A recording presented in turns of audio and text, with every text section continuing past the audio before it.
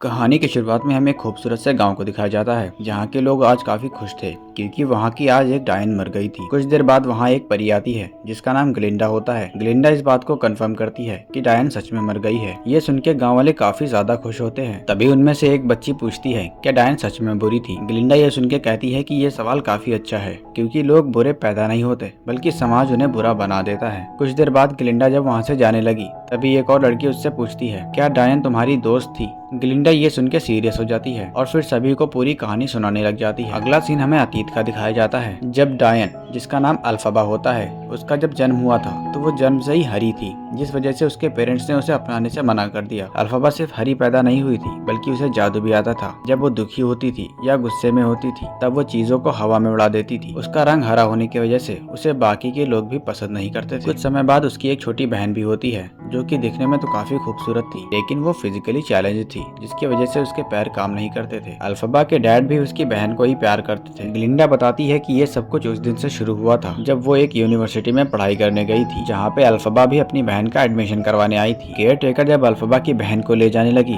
तो अल्फबा उन्हें ले जाने से मना करती है लेकिन जब केयर टेकर उसकी बात नहीं सुनती तो अल्फबा को गुस्सा आता है जिसकी वजह से उसका जादू चल जाता है और सारी चीजें तहस नहस हो जाती है। तभी वहाँ पे प्रिंसिपल आ जाती है जो खुद भी एक जादूगरनी थी और ताकि सभी स्टूडेंट अल्फबा को बुरी नजर से ना देखें इसीलिए वो कहती है कि ये जादू मैंने किया है। फिर प्रिंसिपल अल्फबा को उनके साथ पढ़ाई करने को कहती है ताकि वो अपने जादू पे कंट्रोल करना सीख सके। अल्फबा को ये सुन के पहले तो काफी खुशी होती है लेकिन फिर उसे याद आता है कि उसके डैड उसकी पढ़ाई के लिए कभी मंजूरी नहीं देंगे। प्रिंसिपल उससे कहती है कि तुम्हारे डैड को मनाना मेरा काम है। उसके बाद प्रिंसिपल अल्फबा से कहती है कि तुम ग्लिंडा के साथ रहोगी। अल्फबा जब रूम में जाती है तो देखती है कि सारी जगह ग्लिंडा ने अपना ही सामान रखा हुआ था। ग्लिंडा अल्फबा से कहती है कि मैं जानती हूँ कि वो जादू तुमने ही किया था लेकिन अल्फबा कहती है कि मैं तुम्हें नहीं जानती। ग्लिंडा जब जिद कर रही होती है कि वो जादू मुझे भी सिखाओ तभी अल्फबा को गुस्सा आ जाता है जिसकी वजह से वो खिड़की अचानक से बंद हो जाती है और उसका कांच टूट जाता है। अगले दिन क्लास शुरू होती है जहाँ पे प्रोफेसर आते हैं जो कि असल में एक बकरी थे। वो ग्लिंडा का नाम सही से नहीं ले पाते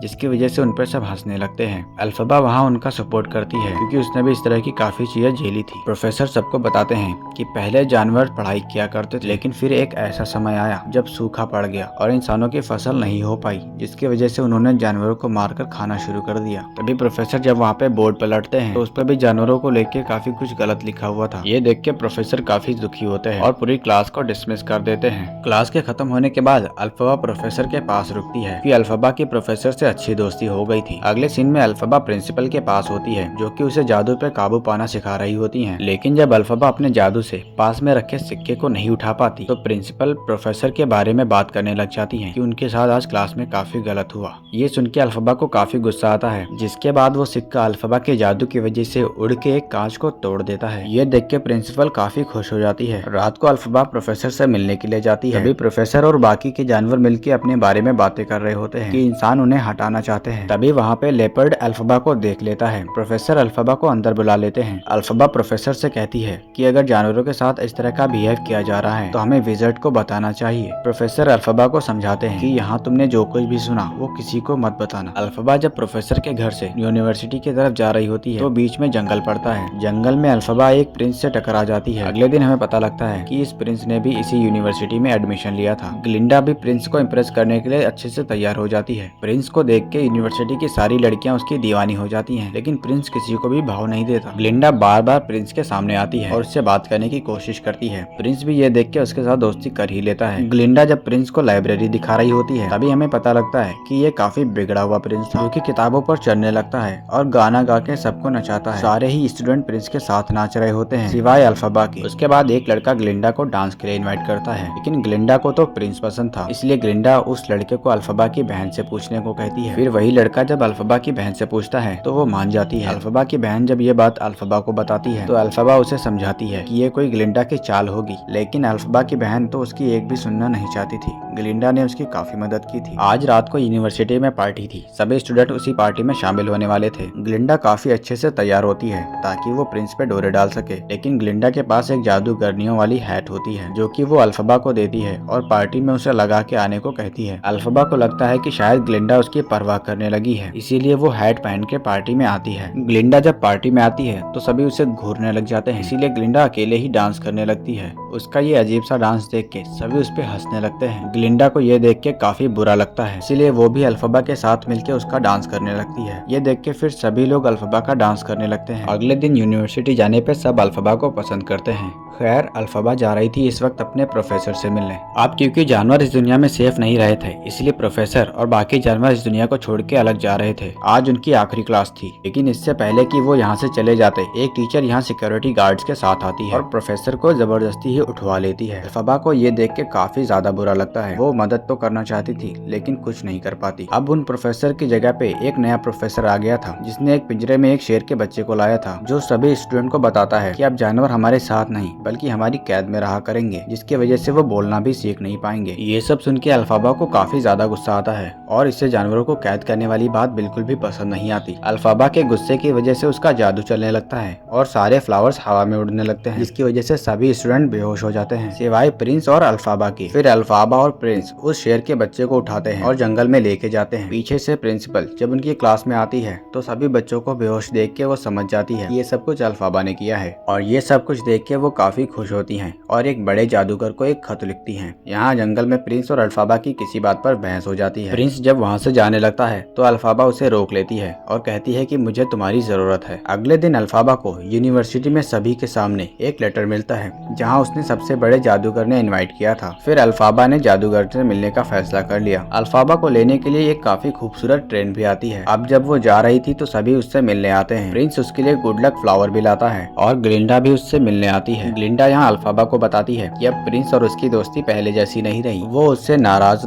सा रहता है। ये सुन के अल्फाबा को भी थोड़ा सा दुख हुआ। अब अल्फाबा ट्रेन में चढ़ जाती है। ट्रेन चलना शुरू कर देती है। तभी ग्लिंडा उसे एक लेटर पकड़ा देती है, जिसमें लिखा था कि मैं भी तुम्हारे साथ जाना चाहती हूँ, लेकिन मैं तुमसे कह नहीं सकती। अल्फाबा ने उसे देखा और उसका हाथ पकड़ के उसे ट्रेन में खींच लिया। उसके कुछ ही देर बाद ये लोग एमराल्ड सिटी पहुँच चुके थे। यहाँ इन दोनों का बहुत अच्छे से वेलकम किया जाता है। सभी लोग इनके आने से नाच गा रहे थे। इसके बाद इन्हें अंदर ले जाया जाता है, जहाँ ये विजर्ड से मिलते हैं। विजर्ड ही वो जादूगर था जिसने अल्फाबा को लेटर लिखा था। ये जादूगर अल्फाबा को फ्यूचर का शहर दिखाता है कि ये शहर फ्यूचर में कैसा होने वाला है। वो शहर काफी खूबसूरत लग रहा था। यहाँ जादूगर अल्फाबा को उसका एक छोटा सा पुतला भी दिखाता है, जिससे ये प्रूफ होता है कि इस महल पे अल्फाबा हुकूमत करेगी। उसके बाद अल्फाबा कहती है कि मेरी इच्छा कहीं पे भी हुकूमत करने की नहीं है, बल्कि मैं तो सिर्फ जानवरों की मदद करना चाहती हूँ। इसमें मुझे आपकी जरूरत है। उनकी इन्हीं बातों के दौरान प्रिंसिपल भी वहाँ आ जाती है। तभी विजर्ड के कहने पे एक बंदर एक जादुई किताब पर से कपड़ा हटाता है। विजर्ड अल्फाबा से कहता है कि इस बंदर को उड़ने का बहुत शौक है और इसे तुम इसके पर दे सकती हो।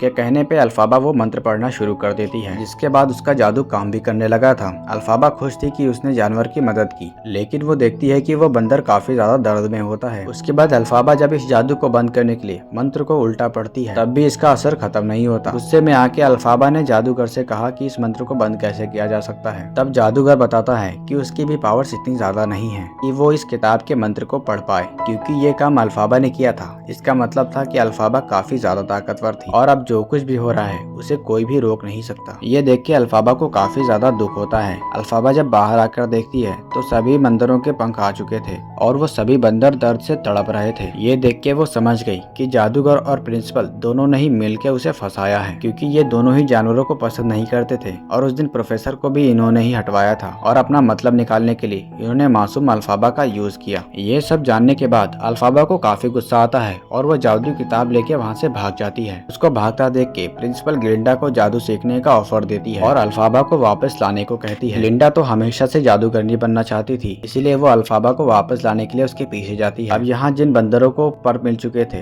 प्रिंसिपल उन सभी बंदरों को अल्फाबा के खिलाफ भड़काती है और कहती है कि तुम्हारे इस दर्द का रीजन अल्फाबा है, इसीलिए तुम्हें उसे पकड़ कर लाना होगा। ग्लिंडा अल्फाबा के पास पहुँच जाती है और उसे उसके साथ चलने को कहती है, लेकिन अल्फाबा उसकी बात नहीं सुनती। अब अल्फाबा एक ऐसे रूम में आ गई थी जहाँ पे एक हॉट एयर बलून था। अल्फाबा और ग्लिंडा जब उस हॉट एयर बलून में बैठकर निकलने वाले थे, तभी ऊपर का दरवाजा बंद होने लगता है, जिसकी वजह से उनका हॉट एयर बलून वहीं पे फट जाता है। इधर दिखाया जाता है कि प्रिंसिपल हर जगह ये खबर फैला देती है कि अल्फाबा एक चोर है और वो उनकी जादुई किताब लेकर भाग गई है। ये सुन के सभी को काफी बुरा लगता है और वो सभी अल्फाबा से नफरत करने लगे थे। ये खबर अल्फाबा और ग्लिंडा ने भी सुन ली थी, जिससे सुन के अल्फाबा को काफी गुस्सा आता है, लेकिन ग्लिंडा उसे समझाती है कि तुम जाओ और प्रिंसिपल से माफी मांग लो। लेकिन अल्फाबा अब ऐसा कुछ भी करना नहीं चाहती थी। उसके साथ जितना बुरा हो गया था, इससे ज्यादा बुरा वो देखना नहीं चाहती थी। अल्फाबा अल्फाबा ने उसी जादुई किताब को खोला और एक मंत्र पढ़ना शुरू किया। ग्लिंडा उसे रोकती रही, लेकिन अल्फाबा ने अपना मंत्र जारी रखा। तभी उसके पास एक उड़ती हुई झाड़ू आ जाती है। उस झाड़ू को लेके अल्फाबा वहाँ से निकल गई। अल्फाबा के वहाँ से जाते ही प्रिंसिपल ने ग्लिंडा को अपने साथ मिला लिया और उसे जादू सिखाने का ऑफर किया और कहती है कि हम दोनों मिलकर अल्फाबा को ढूंढेंगे। अल्फाबा ने जब देखा कि ग्लिंडा ने भी प्रिंसिपल से हाथ मिला लिया है तो उसका दिल टूट गया।